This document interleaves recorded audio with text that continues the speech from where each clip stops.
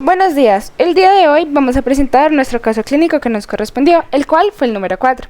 El grupo está compuesto por Catalina Díaz, Dana Bonilla, Carlos Echeverry, Dana Luna, Ana Rodríguez y Vanessa Marín. En cuanto a la identificación del paciente, se trata de una paciente femenina de 22 años, está soltera, es estudiante y es procedente de Bogotá, está afiliada a la EPS Sanitas y por motivos de confidencialidad su nombre se manejará como NN. Vamos a tener desde acá muy en cuenta la edad, ya que es importante porque las enfermedades gingivales necrotizantes presentan una mayor prevalencia en los adultos jóvenes, especialmente cuando estos tienen factores predisponentes que estén asociados. Además, el hecho de que sea estudiante nos sugiere una exposición al estrés físico y psicológico. Y esto es muy importante, ya que el estrés aumenta la liberación del cortisol y los corticosteroides, lo que altera la respuesta inmune. También está asociado con las alteraciones del sueño, la mala alimentación, el tabaquismo y los descuidos en general. Continuando con el motivo de consulta y la historia del motivo de consulta, en el motivo de consulta la paciente nos refiere: tengo muchísimo dolor en las encías, las tengo inflamadas y me huele a feo la boca. El dolor intenso es muy importante porque no todas las enfermedades gingivales producen un dolor severo, así que aquí el dolor aparece por una ulceración epitelial y la necrosis superficial del tejido gingival, lo que deja expuesto el tejido conectivo subyacente y las terminaciones nerviosas de este mismo. En la historia del motivo de consulta tenemos paciente de género femenino, quien acude a la clínica de posgrado de periodoncia de la U Bosque, remitida de la policía, presentando desde hace una semana cuadros febriles, dolor severo en encías, inflamación, sangrado y halitosis asociado, presenta enopatías. Refiere haber hecho enjuagues con isodine bucofaringio y estar medicada con ibuprofeno 400 miligramos cada 6 horas por dolor persistente. De acá vamos a desglosar que la inflamación ocurre por la vasodilatación y el aumento de la permeabilidad vascular secundarios a la respuesta inflamatoria aguda. La halitosis está estrechamente relacionada con la necrosis tisular y el metabolismo anaerobio bacteriano. Las bacterias anaerobias producen compuestos sulfurados que son responsables de ese olor fétido característico en la boca.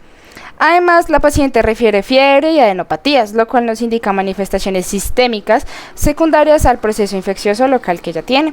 Y el cuadro lleva aproximadamente una semana de evolución, lo que nos habla de una progresión relativamente rápida en la paciente. Y ella refiere el uso de isodine bucofaringio, ibuprofeno 400 miligramos cada 6 horas, que no ha mejorado el dolor, lo que sugiere que el proceso infeccioso continúa activo. En cuanto a los antecedentes médico-personales, la paciente refiere únicamente rinitis alérgica y alergia al polen. No presenta antecedentes quirúrgicos, traumáticos, hospitalarios ni enfermedades sistémicas diagnosticadas. Esto es muy importante porque nos va a disminuir la sospecha de enfermedades sistémicas severas asociadas a la destrucción periodontal acelerada. Además, también es muy importante mencionar que la paciente no se encuentra en estado de embarazo, como vemos en los antecedentes gineco-obstétricos. Este dato es muy importante porque durante el embarazo existe el aumento de estrógenos y la progesterona que modifican la respuesta inflamatoria gingival y pueden llegar a exacerbar la inflamación frente a la placa bacteriana. En este caso, como no hay una influencia hormonal gestacional, los cambios gingivales observados estarán más correlacionados al proceso infeccioso necrotizante y a los factores predisponentes que ella presenta. Además, pues podemos ver también acá que la paciente niega el consumo farmacológico. En cuanto a antecedentes familiares, la paciente niega antecedentes neurológicos, cardiovasculares, inmunológicos, hematológicos o infectocontagiosos. El único hallazgo relevante en esta tabla es el antecedente familiar de la diabetes, ya que su abuelo materno murió de diabetes. Esto es muy importante, ya que la diabetes altera la respuesta inflamatoria, la función de los neutrófilos y la susceptibilidad periodontal. En cuanto a la higiene oral y los antecedentes odontológicos, la paciente utiliza crema dental clorada de la marca Colgate. Sin embargo, solamente se cepilla en la mañana y durante el día. Ella no realiza cepillado nocturno. Y eso es muy importante, porque durante la noche él disminuye el flujo salival y aumenta la permanencia de la placa bacteriana sobre superficies dentales y gingivales. Además, se menciona también que ella no utiliza seda dental, lo que favorece la acumulación de la biopelícula interdental, especialmente en las papilas, que son justamente las zonas que son más afectadas en las lesiones gingivales necrotizantes. Además, la ausencia de la higiene interdental va a favorecer un ambiente anaerobio ideal para la proliferación bacteriana. En cuanto a los factores de riesgo, vamos a encontrar que la paciente refiere consumo de cigarrillo y alcohol, que ambos son considerados factores predisponentes importantes para las lesiones necrotizantes. El tabaquismo tiene un papel fundamental, porque la nicotina produce vasoconstricción gingival, especialmente al nivel de las papilas, como les mencionaba. Eso va a disminuir el aporte sanguíneo y el oxígeno tisular, lo que va a favorecer la isquemia y la necrosis. Además, también va a alterar la respuesta defensiva de los neutrófilos y va a favorecer la proliferación bacteriana anaerobia. El alcohol también puede llegar a contribuir a alteraciones inmunológicas locales y puede llegar a empeorar la respuesta inflamatoria. Otro punto evaluado entre estos factores de riesgo es el consumo de los medicamentos, como la ciclosporina, la nifedipina, el ácido valproico, los anticonceptivos orales. Estos pueden llegar a predisponer infecciones oportunistas y alterar la respuesta periodontal o el agrandamiento gingival. Sin embargo, ella los negó. Y también es importante mencionar que no se cuenta con una prueba de VIH realizada. La toma de esta prueba es relevante en enfermedades gingivales necrotizantes, porque estas lesiones pueden estar asociadas a estados de inmunosupresión, especialmente cuando los cuadros son severos o recurrentes. En cuanto a los factores biológicos, vamos a encontrar que la paciente presenta sangrado gingival espontáneo y al cepillado. El sangrado espontáneo indica la inflamación severa y la ulceración epitelial activa. También es muy importante que en esta tabla se especifica que hay ausencia de movilidad dental, pérdida dentaria por aflojamiento y los abscesos periodontales. Esto es muy importante porque cuando existe un compromiso periodontal profundo, normalmente aparece la movilidad, la destrucción del aparato de inserción y abscesos asociados. En cuanto a los tratamientos odontológicos previos, la paciente presenta un antecedente de exodoncia de los terceros molares. En cuanto a la operatoria, resinas a nivel del 16, 26, 36, 37, 46 y 47 y prevención y educación en salud oral para cepillado y el uso de la seda dental.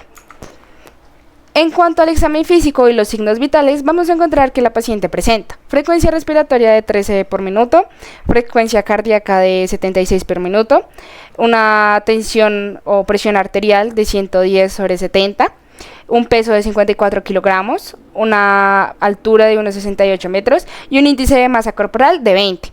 Y todos estos parámetros están dentro de los límites normales. Ella al examen clínico es afebril al tacto, sin embargo, refirió episodios febriles, aunque como no los presentaba, tal vez fue por la automedicación previa que ella tuvo. En cuanto al examen clínico intraoral de los tejidos blandos y las mucosas orales, encontramos que no hay alteraciones en el labio, en el surco vestibular, en las mejillas, en el paladar blando y duro, en el piso de la boca, en la orofaringe y en la lengua. Sin embargo, en el apartado de mucosa masticatoria, el cual es la encía, encontramos que hay agrandamiento gingival, cambios de color, inflamación y hemorragia, principalmente en anteriores superiores e inferiores. El color rojo intenso generalizado corresponde a una hiperemia inflamatoria. La inflamación genera pérdida del contorno gingival fisiológico y la hemorragia refleja fragilidad vascular secundaria a la ulceración epitelial. Vamos a ver más adelante estos criterios diagnósticos, que el color rojo generalizado corresponde a una vasodilatación y a una hiperemia inflamatoria, como les mencionaba hace un segundo. La textura lisa y brillante indica que hay una pérdida del punteado gingival fisiológico por el edema. La consistencia blanda a la palpación refleja que hay una destrucción del tejido conectivo gingival y una acumulación del exudado inflamatorio. En cuanto a la hemorragia generalizada del sondaje, indica una ulceración epitelial activa y un aumento de la fragilidad vascular. Y en cuanto al margen gingival, presenta pérdida del contorno por la inflamación y la ulceración papilar, especialmente en las papilas interdentales. Además, la presencia de las papilas decapitadas y las zonas ulceradas cubiertas por pseudomembranas grisáceas es altamente sugestiva de una lesión gingival necrotizante, como podemos ver en la imagen de nuestra paciente. En cuanto a los hallazgos dentales, se observan obturaciones en el diente 16, oclusomesial, en el diente 26, oclusal. Se encuentra en el diente 36, una obturación en resina oclusovestibular, en el diente 37, obturación en resina oclusal, en el 46, una obturación en resina oclusal retentiva y en el 47, una obturación en resina oclusal. La restauración retentiva en el 46 es especialmente importante porque esta nos aumentará la retención de biopelícula y nos va a dificultar el acceso y general. Además, estas restauraciones posteriores favorecen la acumulación bacteriana en zonas interproximales cercanas a tejidos gingivales que estén inflamados. En cuanto al análisis de oclusión, encontramos que la forma del arco superior e inferior es ovalado, presenta malposiciones, por ejemplo, presenta una mesioversión del diente 11, una lingoversión del diente 41. En cuanto a facetas de desgaste, presenta atrición en dientes anteriores e inferiores y un desgaste incisal en el 11 y el 22. La mesioversión del 11 y la lingoversión del 41 pues nos pueden generar zonas retentivas donde la higiene oral es mucho más difícil, más que todo pues a un nivel interdental. Eso nos va a favorecer la acumulación de biopelícula justamente en las áreas papilares, que son pues las más comprometidas, como les decíamos, en este tipo de lesiones. Las facetas de desgaste y atrición nos pueden sugerir una parafunción o bruxismo. Es muy importante porque, como les mencionábamos al principio, ella puede estar presentando estrés. El estrés que identificamos estaría manifestándose mediante apretamiento o bruxismo. En cuanto a los exámenes complementarios, se solicitaron fotografías intraorales, cultivo microbiológico y el periodontograma. Las fotografías lo que van a hacer es que nos van a permitir documentar una evolución clínica, el cultivo nos va a permitir identificar microorganismos asociados al proceso infeccioso, y el periodontograma es fundamental porque nos va a permitir determinar si el compromiso permanece limitado a la encía o si existe una destrucción periodontal verdadera. Para el cultivo microbiológico hubo un recuento total de 80 unidades formadoras de colonia, y en el cultivo se identificaron Bacteroides forcitus, Prevotella intermedia nigrescens, Fusobacterium spp y Actinomyces spp. La Prevotella intermedia tiene un papel muy importante en las lesiones necrotizantes porque tiene una gran capacidad proteolítica y participa pues activamente en la destrucción tisular. Además, tiene la capacidad de utilizar productos derivados del estrés, como les mencionábamos al principio, los corticosteroides y el cortisol, y los utilizará como una fuente nutricional, lo que va a explicar pues su relación con pacientes que estén sometidos al estrés. Además, el Fusobacterium spp participa en el complejo fusoespiroquetal y funciona como una bacteria pues puente dentro de la biopelícula, ya que esta facilita la adhesión y la organización bacteriana anaerobia. En cuanto a los Bacteroides forcitus, actualmente Tannerella forsythia es un periodonto patógeno que está asociado a la inflamación periodontal severa y a la destrucción tisular. Por el lado, Actinomyces spp, aunque puede encontrarse normalmente en la cavidad oral, pues participa en la organización y maduración de la biopelícula bacteriana en grandes cantidades. Ahora, vemos que hay un predominio anaerobio y eso nos va a explicar la necrosis, la ulceración, el dolor intenso que ella presenta, el sangrado, las pseudomembranas y la halitosis. En cuanto al análisis periodontal del maxilar superior, vamos a encontrar que al analizar el periodontograma del maxilar superior, observamos profundidades de sondaje predominante entre 2 y 3 milímetros, con presencia de bolsas de 4 y 5 milímetros, principalmente en el 17, en el diente 16, 25, 26 y 27. Es importante aclarar que estos dientes corresponden a sitios con aumento de profundidad de sondaje o bolsas, no específicamente a sangrado. El sangrado al sondaje realmente se encuentra distribuido en muchos más dientes del arco, como podemos ver en el periodontograma, lo que nos indica pues la inflamación gingival generalizada. Ahora, el hallazgo más importante no es únicamente la profundidad del sondaje, sino también el nivel de inserción clínica que podemos ver en la tercera parte, o sea, en la tabla, en el tercer lugar. Podemos ver que cuando correlacionamos ambos parámetros, pues observamos que el nivel de inserción clínica se mantiene en 0 en la gran mayoría de las superficies evaluadas. Esto quiere decir que no hay una pérdida real del aparato de inserción periodontal. Entonces, aunque clínicamente sí existen aumentos de sondaje, estos podríamos interpretarlos principalmente como pseudobolsas inflamatorias secundarias al edema gingival y el aumento del volumen tisular. Ahora, para el análisis periodontal del maxilar inferior ocurre algo muy similar. Se observan profundidades de sondaje leves y moderadas en algunas bolsas, con algunas bolsas localizadas principalmente en el 36, 37, 46 y 47. El sangrado al sondaje pues nuevamente aparece distribuido de manera más generalizada, reflejando la inflamación gingival activa que ella presenta. Sin embargo, de nuevo, el hallazgo más importante es el nivel de inserción clínica, que permanece prácticamente en 0 en la mayoría de superficies, a lo mucho en 1 o 2 en algunos dientes, lo cual nos va a confirmar pues la ausencia de pérdida significativa de inserción periodontal, que no hay una pérdida. Y además, como se nos mencionaba anteriormente, pues no hay movilidad dental, no hay abscesos periodontales, no hay pérdida dentaria por aflejamiento y no hay un reporte de compromiso óseo, pues ya que no tenemos radiografías. Todos estos hallazgos nos van a indicar que el compromiso permanece pues limitado principalmente a tejidos gingivales superficiales y no al periodonto profundo.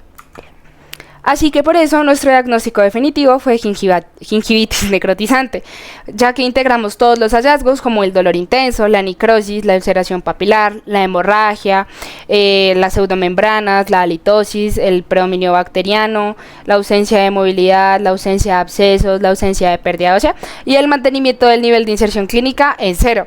Es por eso que establecimos el diagnóstico definitivo de gingivitis ulceronecrotizante. No lo consideramos periodontitis ulceronecrotizante porque en esa entidad sí esperaríamos encontrar pérdida rápida de inserción periodontal, destrucción ósea y movilidad dental.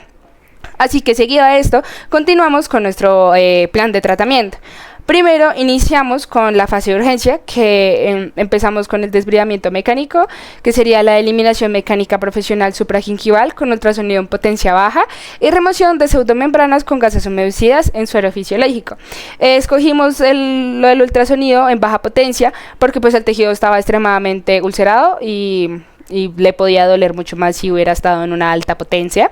Las gasas húmedas con suero fisiológico pues nos van a permitir remover el tejido necrítico sin generar un trauma o dolor que para ella. Además, para la antibiótico-terapia, recetamos amoxicilina de 500 miligramos más metronidazol de 500 miligramos cada 8 horas durante 7 días. Formulamos la amoxicilina más el metronidazol porque juntos cubren eficazmente las bacterias anaerobias gram negativas asociadas al cuadro que vimos.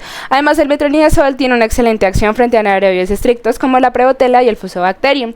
Y la amoxicilina amplía esa cobertura bacteriana mejorando la respuesta clínica.